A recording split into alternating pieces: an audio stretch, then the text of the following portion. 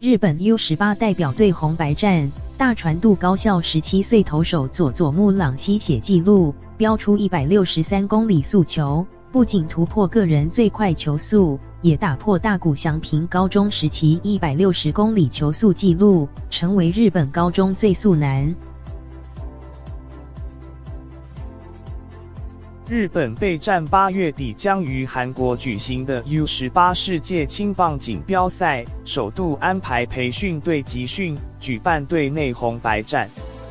大传渡高校高3投手佐佐木朗希练习赛登板，面对横滨高校打者内海贵斗时，被场边日职中日龙队球探测到最快163公里球速。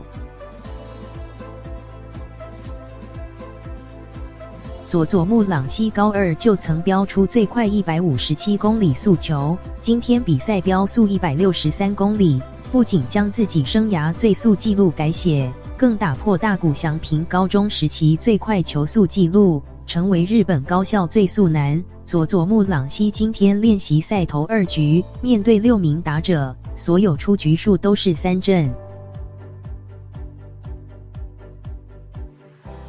今天比赛场边聚集约10个球团的球探，佐佐木朗希飙速技惊4座，日媒甚至用令和怪物来称呼他。不仅日职球团锁定，美国大联盟球团对他也展现高度兴趣。